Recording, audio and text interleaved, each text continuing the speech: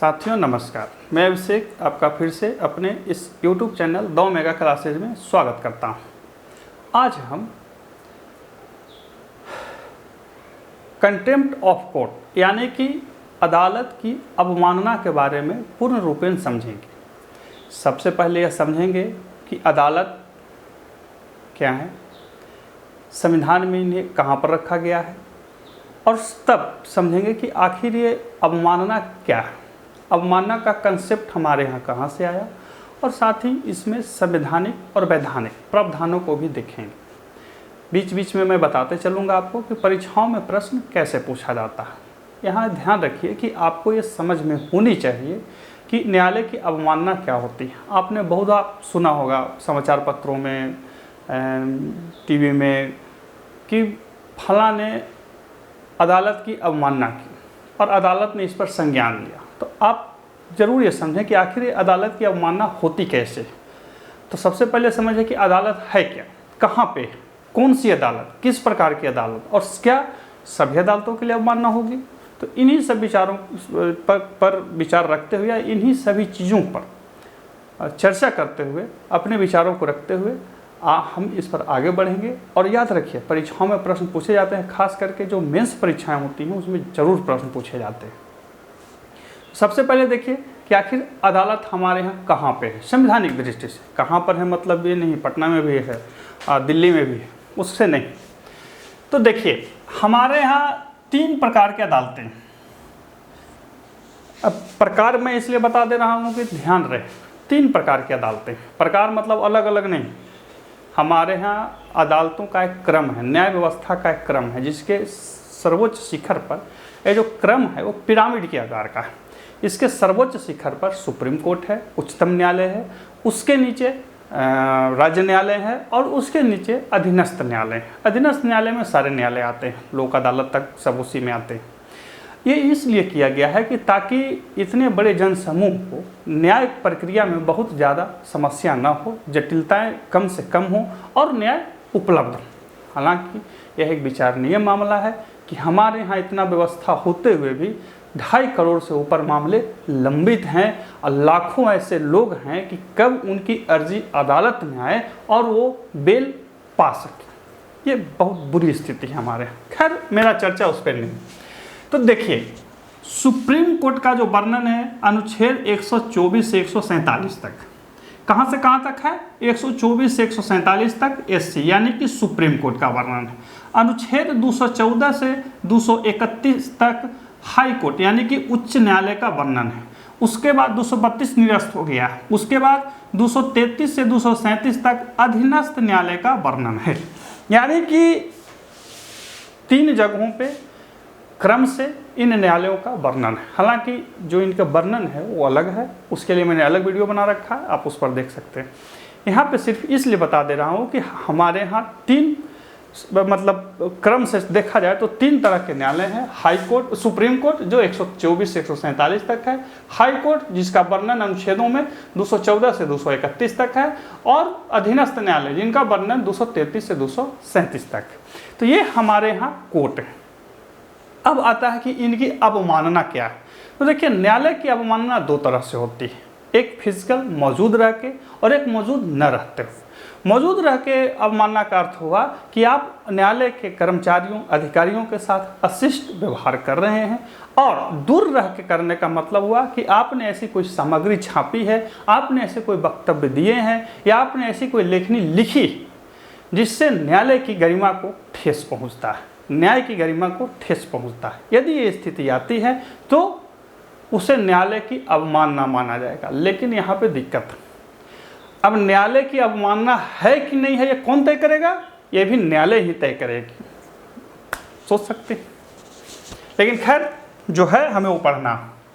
देखिए सबसे पहले क्या है, हमने एक परिभाषा लिख रखा, न्यायालय की गरिमा या प्राधिकार के अनादर को संदर्भित करता है। यानी कि जो न्यायालय की अवमानना है, कंटेम्प्ट ऑफ कोर्ट जो है, वह न्यायालय की गरिमा या प्राधिकार को अनादर को संदर्भित करता है। यानी कि देखिए यदि आपका ऐसा कोई कृत्य जो न्यायालय और उसके अधिकारियों के प्रति अनादर को दर्शाता है तो उसे न्यायालय की अवमानना मानी जाएगी। हालांकि इस अवमानना में न्यायालय का स्वस्थ चित्त होते हुए उनके सारे बातों को रखना अवमानना नहीं मानी जाएगी। रिपोर्टिंग जब होगी तो एक निष्पक्ष जो रिपोर्ट बनेगी या रिपोर्टिंग होती है, पत्रकारिता होती है या निष्पक्ष बातों को रखते हैं तो उसमें न्यायालय की अवमानना नहीं मानी जाएगी। लेकिन निष्पक्ष रखने के नाम पर आप न्याय का क्या कह सकते हैं, आप अपने किसी ऐसे भाव विचार को नहीं रख सकते हैं जो कहीं ना कहीं अप्रासंगिक हो जाती है।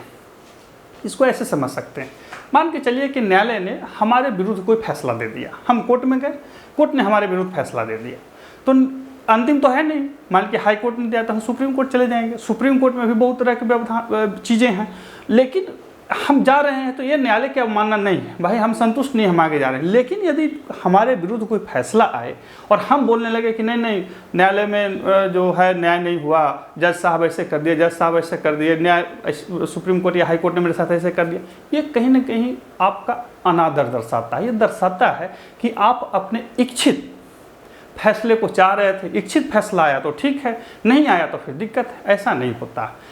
न्यायालय जो है वो उपलब्ध साक्ष्यों के आधार पर ही फैसला सुनाती है, और वहाँ पे हालांकि मैं ये नहीं कह रहा हूँ कि वो गलत नहीं हो सकते हैं, कोई भी मानवीय चीज़ है वो गलत हो सकती है, उसमें त्रुटि हो सकती है, लेकिन हमारे न्याय व्यवस्था में सारी चीज़ों के लिए प्रावधान रखे गए हैं, आपको धीरज उसमें रखना पड़ेगा। तो सबसे पहले देखिए कि कंटेम्प्ट ऑफ कोर्ट क्या है, तो न्यायालय की गरिमा या प्राधिकार के अनादर को संदर्भित करता है। देखिए जब भी आप राजनीति शास्त्र को पढ़ रहे हैं तो उसके शब्दों को ध्यान रखेंगे। क्या लिखा, न्यायालय की गरिमा या प्राधिकार, यानी कि इसके दोनों चीज़ों को यदि आप अनादर करते हैं तो उसे कंटेम्प्ट ऑफ कोर्ट माना जाएगा। और इसकी मुख्यतः दो श्रेणियाँ, न्यायालय की अवमानना की दो श्रेणियाँ मैंने पहले भी बोला था। पहला, अदालत कक्ष में कानूनी अधिकारियों के प्रति अपमानजनक होना, यानी कि अदालत कक्ष में आप ऐसा कोई कृत्य नहीं कर सकते हैं जिससे वहाँ के अधिकारियों के प्रति कोई अनादर झलके, ध्यान रखिएगा। दूसरा, जानबूझकर न्यायालय के आदेश का पालन न करना।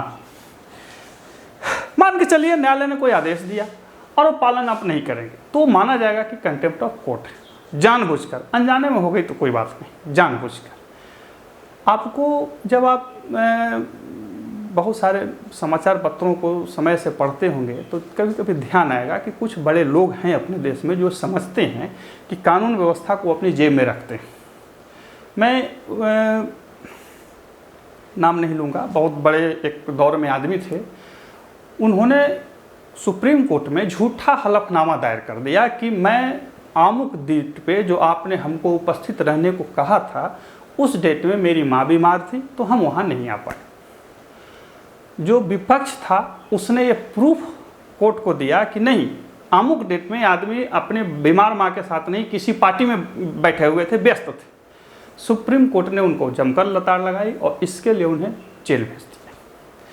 तो इस कहानी से समझ में आती है कि आप यदि कोई ऐसा कृत्य करते हैं जो गलत है तो उसके लिए कोर्ट सख्त हो सकती है और आपको सजा दे सकती है, और इसी को कंटेम्प्ट ऑफ कोर्ट बोला जाता है। तो देखिए अदालत की जब अवमानना हुई दो तरह से है, यहाँ पे है। एक चीज ध्यान रखिएगा कि मूल संविधान में कोई अवमानना का कोई ऐसा सुस्पष्ट आधार नहीं दिया हुआ था।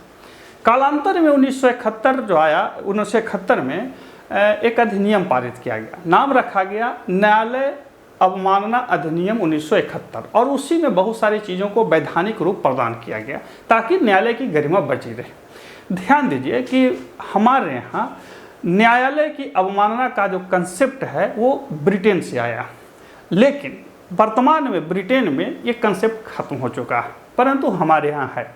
अब हमारे यहाँ न्याय है, न्यायालय है, तो उसकी गरिमा का एक क्या कहते हैं आधार रखा गया, एक गरिमा का विचार रखा गया। माना गया है कि नहीं, यदि न्यायालय है, न्याय है, तो उसके प्रति लोगों का उसके प्रति श्रद्धा होनी चाहिए, लोगों को ये समझ आनी चाहिए कि उसके यानी कि न्यायालय प्रति हमारा कोई ना कोई एक आदर्श और उच्च विचार होना चाहिए। यदि न्याय करने वाली संस्था के प्रति कोई गरिमा नहीं होगी तो फिर न्याय भी नहीं हो पाएगा और न्याय भी कहीं ना कहीं प्रभावित हो जाएगा। तो इसी कंसेप्ट को रखते हुए इस बात को माना गया है और रखा गया। याद रखिएगा, इंग्लैंड से आया है, हालांकि इंग्लैंड में भी खत्म हो गया है, भारत में बचा हुआ। तो न्यायालय का दो प्रकार का है, अदालत कक्ष में कानूनी अधिकारियों के प्रति अवमानना और जानबूझकर न्यायालय के आदेश को पालन न करना। ये दो चीज यदि आप करते हैं तो ये माना जाएगा कि ये कंटेम्प्ट ऑफ कोर्ट है। अब यहाँ पे दो प्रावधान है, एक संवैधानिक और दूसरा वैधानिक। तो सबसे पहले देख लेते हैं संवैधानिक प्रावधान है, परीक्षाओं में यहाँ से प्रश्न पूछता है। पहला अनुच्छेद 129 और दूसरा है 215, दोनों एक ही चीज है। 129 कहता है कि न्यायालय की अवमानना के लिए दंड देने की सुप्रीम कोर्ट की शक्ति। अनुच्छेद 215 कहता है न्यायालय की अवमानना के लिए दंड देने की हाई कोर्ट की शक्ति। यानी कि हाई कोर्ट या सुप्रीम कोर्ट को लगता है कि सामने वाले व्यक्ति या संस्था ने न्यायालय की अवमानना की है तो वो उसे दंड दे सकते हैं। ध्यान रखेंगे कौन कौन अनुच्छेद है, 129, 215। इसके अलावा 261 कहता है कि न्यायिक क्रियाकलाप को पूरा विश्वास तथा पूरी मान्यता दी जाएगी। देखिए अनुच्छेद 261 जो है वो एक साफ साफ लिखित करता है कि सार्वजनिक बातों को, कोर्ट के न्याय को, डिक्रियों को पूरे भारत में मान्यता प्रदान की जाएगी। ये संविधान उद्घोषणा करता है। यदि इसका उल्लंघन होता है तो ये माना जाएगा कि कंटेम्प्ट ऑफ कोर्ट है।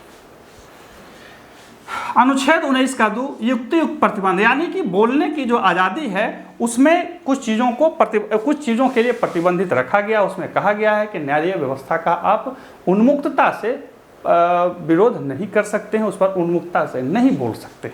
ऐसे मूल अधिकार से संबंधित मैंने एक अलग वीडियो बना रखा, उस वहाँ पे देख सकते हैं। सबसे अंतिम है 142 का 2। 142 का 2 जो है अवमानना के लिए दंडित करने तथा किसी व्यक्ति की उपस्थिति सुनिश्चित करने का उच्चतम न्यायालय की शक्ति। देखिए ये ऐसे तो 142 जो है खुद से अपने आप में एक बड़ा चैप्टर है, बहुत बड़ी चीज़ है, बहुत बड़ी बात है। यहाँ संक्षेप में बता दूं कि 142 सुप्रीम कोर्ट को यह शक्ति प्रदान करता है कि वह सुनिश्चित करे कि जो व्यक्ति है किसी भी चीज़ के लिए वो मान के चलिए कोर्ट में उसको आना है तो आना पड़ेगा। यदि वो नहीं आते तो फिर वो दंडित किए जा सकते हैं और दंडित किए जाएंगे। यहाँ पे साफ साफ कहता है कि उनकी उपस्थिति सुनिश्चित करेगी। क्या करेगी? सुनिश्चित करेगी। और यदि नहीं करते हैं तो दंडित होंगे। ये 142 का 2 कहता है। ऐसे 142 जो है खुद बहुत बड़ा है। 142 जो है वो कोर्ट को विवेकाधीन देता है, सुप्रीम कोर्ट को विवेकाधीन देता है कि किसी मामले को ये समझते हुए देख सकता है कि कहीं इसमें न्याय प्रभावित तो नहीं हो रहा। यहाँ पे क्या होता है कि शक्ति का पृथक्करण सिद्धांत प्रभावित हो जाता है। बात समझ रहे हैं? शक्ति का पृथक्करण सिद्धांत है प्रभावित होता है। न्यायालय को यह विवेक है कि वो देख सकता है कि कहीं न्याय प्रभावित तो नहीं हो रहा। एक बात बताता हूँ। एक बार क्या हुआ कि सरकार ने घोषणा किया कि जो हाईवे हैं उनके बगल में शराब नहीं बिकेगी। न्यायालय ने बोला नहीं, 500 मीटर तक नहीं बिकेगी। तो यहाँ पे शक्ति तो अलग अलग था लेकिन मामला टकराने लगा। तो इसको फिर कोर्ट ने कहा कि नहीं, हमने वहाँ पे 142 का प्रयोग किया। क्या किया है? 142। मैंने पहले बोला कि यह बहुत बड़ा मामला है। इसमें सीधा सीधा इतना समझिए कि 142 सुप्रीम कोर्ट को यह अधिकार देता है कि वह किसी भी मामले को न्याय सम्मत रखते हुए, न्याय को अवधारणा को रखते हुए अपने हाथ में लेकर के उस पर कोई फैसला सुना सकता है, देख सकता है। ये उसे अधिकार है। और यदि उस अधिकार के विरुद्ध कोई जाएगा तो उसे कंटेम्प्ट ऑफ कोर्ट माना जाएगा। तो ये जो अनुच्छेद हैं 1, 2, 3, 4, 5, ये 5 जो अनुच्छेद हैं ये संवैधानिक प्रावधान करते हैं कंटेम्प्ट ऑफ कोर्ट के लिए। अब देखते हैं इसके वैधानिक आधार को। ठीक है, यानी कि न्यायालय अवमानना अधिनियम 1971, उसमें फिर रखा गया कि न्यायालय की अवमानना को कैसे माना जाएगा, उसमें क्या किया जाएगा, क्या सजा होगी, इन सब चीज़ों को उसमें रखा गया। अब देखते हैं इसके विधिक प्रावधान को। विधिक प्रावधान का मतलब कि वह संसद के अधिनियम के द्वारा लाया गया और इसमें यदि परिवर्तन करना होगा तो संसद के अधिनियम के द्वारा इसे परिवर्तित कर दिया जाएगा। विधिक मामला उसी मामलों को कहा जाता है। सवाल ये उठता है कि आखिर न्यायालय को इस प्रकार से एक अधिनियम के द्वारा अवमानना के लिए या अवमानना को देखने के लिए या अवमानना को दर्शाने के लिए क्यों शक्ति प्रदान की गई? सवाल है। इसके पीछे मुख्य तर्क यह था कि न्याय न्यायालय और पूरी न्याय व्यवस्था जो हो निष्पक्ष काम करे, और निष्पक्ष वह तभी काम करेगी जब वह किसी प्रकार के भय या पक्षपात से मुक्त रहे। इसीलिए न्यायालय को एक आदर्श स्थिति में लाने के लिए इस अधिनियम को लाया गया, ताकि जो माननीय यानी कि न्यायमूर्ति जो हैं वो बिना राग द्वेष के, भय और क्या कह सकते हैं प्रेम के न्याय प्रक्रिया में वो या न्यायिक प्रक्रिया को सुचारू रूप से आगे बढ़ा सकते हैं। तो सबसे पहले देखिए क्या विधिक प्रावधान है। न्यायालय अवमानना अधिनियम 1971 क्यों लाया गया, देखिए मैंने लिख रखा, आप नोट कर सकते हैं। इसका मुख्य उद्देश्य न्यायालय की गरिमा एवं महत्व को बनाए रखते हुए न्यायाधीशों को भय पक्षपात की भावना से बचाते हुए कर्तव्य निर्वहन करने का माहौल बनाना। देखिए सीधी सी बात है कि यदि माननीय को के साथ कोई भी आदमी जो होता है वो अकेला तो होता नहीं, उसके साथ बहुत सी चीज़ें होती हैं, परिवार होते हैं, फैमिली होती है, उनके और लोग होते हैं। यदि कोई मामले में या किसी भी मामले में कोई किसी भी प्रकार का आरोप लगाना शुरू करेगा या जानबूझकर ऐसे कोई कृत्य करेगा जिससे उनकी जो निष्ठा हो प्रभावित होने लगी, तो फिर न्याय का मूल आधार ही घसक जाएगा। न्याय के जगह पे बैठा हुआ व्यक्ति को पूर्णतः निष्पक्ष होना पड़ता है।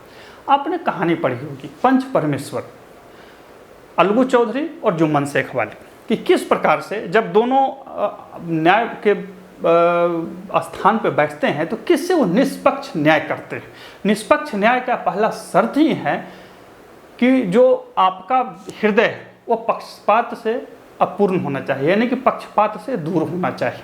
तो इसी चीज़ को रखते हुए, इसी चीज़ को ध्यान में लाते हुए न्यायालय अवमानना अधिनियम 1971 लाया गया। इससे पहले यानी कि इस अधिनियम से पहले ऐसा कोई नियम नहीं था, और न्यायालय की जो अवमानना थी ये कोई सुस्पष्ट परिभाषित रूप से नहीं थी, और न्यायालय उस पर वो मामला विवेकाधीन थी। लेकिन इस अधिनियम को ला करके न्यायालय को इसके लिए और ज़्यादा भी सक्षम बना दिया गया।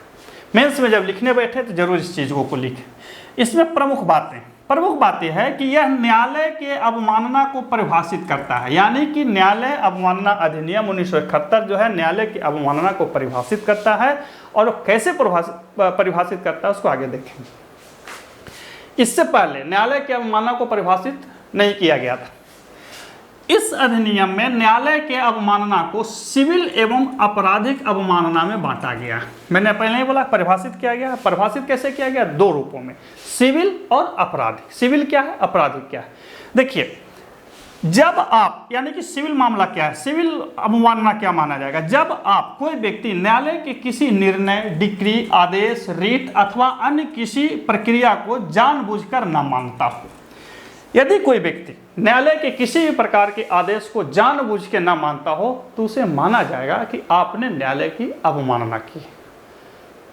जो सरकारी लोग हैं, सरकारी कर्मचारी हैं, सरकारी बाबू लोग हैं, उनसे देखिएगा कि जैसे ही कोर्ट का डंडा पड़ता है, डंडा बजता है, बाबू लोग तुरंत जाके उसके सामने गोड़ हाथ जोड़ के खड़े हो जाते हैं। क्यों?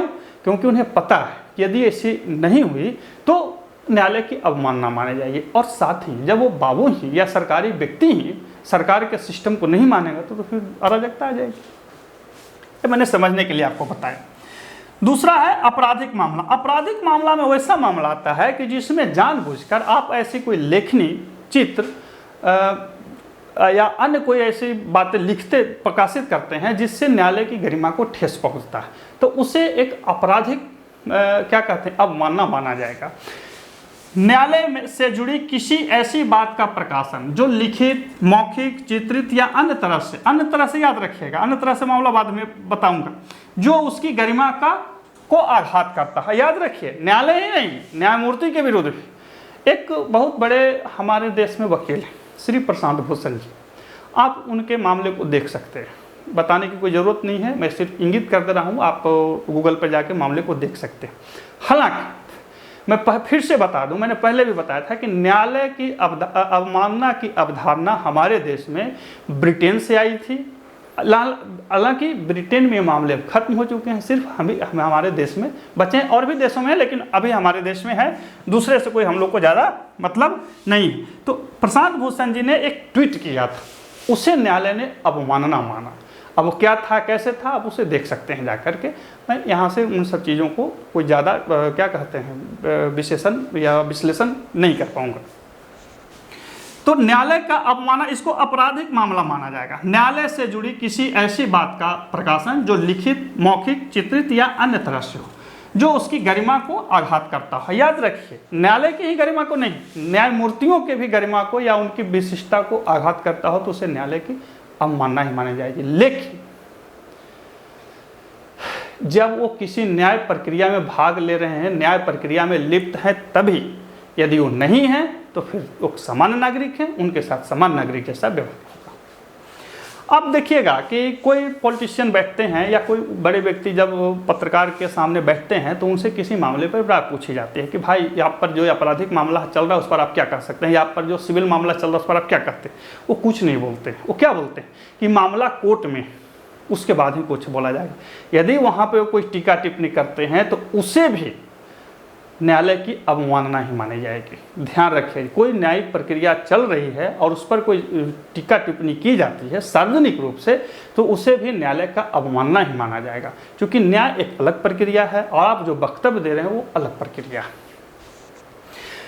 अब देखिए, ये तो मामला उसमें तय कर दिया गया न्यायालय अवमानना अधिनियम में। अब वहां पे अपवाद रखा गया। अपवाद क्या रखा गया? किसी मामले का निर्दोष प्रकाशन, यानी कि बिना कोई दोष का प्रकाशन, उचित आलोचना, यानी कि न्याय, चूंकि लोकतंत्र है हमारे यहाँ, लोकतंत्र में क्या कहते हैं, जनता से बड़े कोई चीज़ होती नहीं है, सिस्टम से बड़ा कोई चीज़ नहीं होती, आपकी स्वस्थ आलोचना होगी। ऐसा आप कोई संस्था हमारे देश में नहीं है कि जिसके विरुद्ध कोई देवत्व की भावना हो, अर्थात उन्हें सिर्फ लोग पूजें ही नहीं।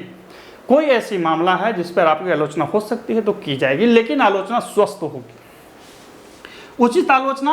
और न्यायालय के प्रशासनिक पक्ष पर टिप्पणी। देखिए, न्यायालय के प्रशासनिक पक्ष का टिप्पणी मतलब कि न्यायालय की जो प्रशासनिक व्यवस्था है उस पर टिप्पणी की जा सकती है। मान लीजिए न्यायालय है, वहाँ पानी पीने का नहीं है, वॉशरूम वगैरह नहीं है, तो उस पर तो टीका टिप्पणी होगी ना भाई कि अब क्या है, ये व्यवस्था क्यों नहीं है। तो प्रशासनिक पक्ष पर टिप्पणी की जा सकती है। ये इसका अपवाद है। परीक्षाओं में जब पूछे तो इस चीज़ को ध्यान रखेंगे। इसके बाद है इसमें सजा, यानी कि न्यायालय अवमानना अधिनियम 1971 में कुछ सजा का प्रावधान रखा गया। सजा का क्या प्रावधान रखा गया? अधिकतम 6 मास कैद या 2000 रुपया या दोनों। यानी कि यदि आप पर पाया जाता है कि आपने न्यायालय का अवमानना किया है तो न्यायालय आपको इसके लिए दंडित कर सकती है, और दंड 6 महीने की सजा, 2000 रुपया जुर्माना अथवा दोनों हो सकता। तो ये था मोटा मोटी न्यायालय अवमानना अधिनियम 1971। आप एक नज़र इसको देख सकते हैं, फिर से समझ लीजिए प्रमुख बातें इसमें क्या क्या रखा गया। सिविल मामला, आपराधिक मामला, अपवाद, सजा। एक चीज़ ध्यान रखिएगा कि कालांतर में, यानी कि 1991 में सुप्रीम कोर्ट ने एक फैसला सुनाया। सुप्रीम कोर्ट ने एक फैसला सुनाया कि वह न्यायालय की अवमानना खुद के बारे में ही नहीं, पूरे देश के न्यायालय के बारे में भी संज्ञान ले सकता है। यानी कि उसे ऐसा लगता है कि किसी व्यक्ति ने, किसी संस्था ने, किसी पदाधिकारी ने अधीनस्थ न्यायालय, उच्च न्यायालय या उच्चतम न्यायालय, किसी भी प्रकार के न्यायालय की अवमानना किया है तो उस मामले को संज्ञान में ले करके उस पर ये क्या कहते हैं, आदेश जारी कर सकता है या उस व्यक्ति को सम्मन जारी किया जा सकता है। यानी कि 1991 में सुप्रीम कोर्ट ने फैसला दिया कि वह देश के समस्त न्यायालय के अवमानना को देख सकता है। यानी कि सुप्रीम कोर्ट जो है, हमारे यहाँ सुप्रीम कोर्ट जो है, वो देश के किसी भी न्यायालय के अवमानना को अपने पास देख सकते हैं। ऐसे भी न्यायालय अवमानना अधिनियम 1971 के खंड 10 में प्रावधान किया गया कि उच्चतम न्यायालय किसी भी न्यायालय के अवमानना के बारे में सजा दे सकती है। यानी कि उच्चतम न्यायालय को अधिकार प्राप्त है कि वह किसी भी मामले में और किसी भी न्यायालय के जो मतलब अधीनस्थ न्यायालय, हाई कोर्ट जिसको कहते हैं, या अधीनस्थ न्यायालय, जिला न्यायालय, किसी भी प्रकार का न्यायालय की अवमानना कोई व्यक्ति, संस्था या क्या कहते हैं अधिकारी करता है तो उस मामले को सुप्रीम कोर्ट देख सकता है और उसमें सुप्रीम कोर्ट सजा सुना सकती है। वो व्यक्ति ये नहीं कह सकता है कि चूंकि हमने अमुक जगह के न्यायालय की अवमानना किया था तो वहीं का न्यायालय हमको सजा देगा, ऐसी कोई ज़रूरी नहीं है। सुप्रीम कोर्ट भी उसको देख सकती है, उस पर सजा दे सकती है। तो ये था हमारा न्यायालय के अवमानना। तो इसको ध्यान से रखेंगे। वैसे भी आप पुस्तक जो है वो पढ़ेंगे, NCERT बुक्स और भी मानक पुस्तकें होती हैं उसको पढ़ेंगे। हम लोग का वीडियो जो है वो खाली समय में देखिए ताकि रिवाइंड होते रहे। फिर मिलते हैं अगले वीडियो में, तब तक के लिए नमस्कार।